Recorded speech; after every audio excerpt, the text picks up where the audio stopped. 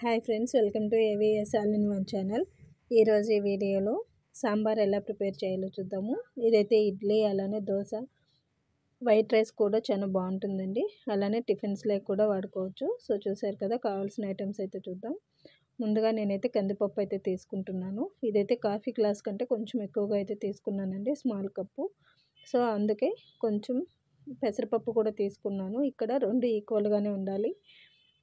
Already cut చేసుకున్న టమాటాని వేసుకొని మనమైతే కుక్కర్లో విజిల్ అయితే పెట్టుకోవాలండి. సో వీడియోలో చూపించిన విధంగా హాఫ్ నిమ్మ సైజ్ అంత చింతపండు అయితే తీసుకోవాలి. ఇక్కడ మీకు పులుపు ఎక్కువ కావాలంటే టమాటా యాడ్ చేసుకోవచ్చు, లేదంటే చింతపండే కొంచెం ఎక్కువగా తీసుకోవచ్చండి. ఇదైతే హోమ్ మేడ్ సాంబార్ పౌడర్ అండి, ఇంట్లోనే ప్రిపేర్ చేసుకున్నది. సో ఇప్పుడు మనకు 2 టేబుల్ స్పూన్ అంత అయితే నేను తీసుకున్నాను.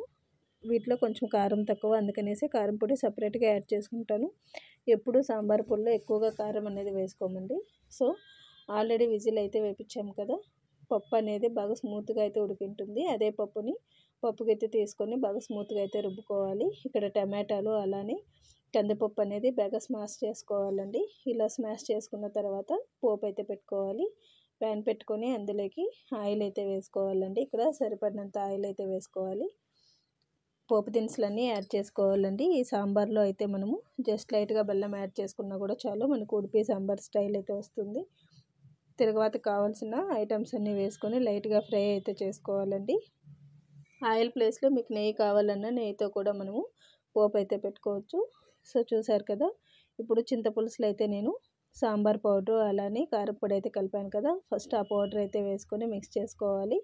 తిరగవాతలో జస్ట్ ఒక 2 మినిట్స్ ఉడికితే చాలండి, ఎక్కువసేపు ఉడకాల్సిన అవసరం లేదు.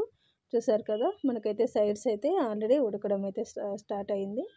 ఇలా ఉడికిన చింతపులుసులో మనము ఆల్రెడీ స్మాష్ చేసుకొని పెట్టుకున్న పప్పునైతే కలుపుకోవాలండి. సో చూసారు కదా, ఫైనల్గా మనకైతే సాంబార్ అంతా మిక్స్ అయింది. సో ఇలా బాగా నీట్గా ఉడకపెట్టుకోవాలండి.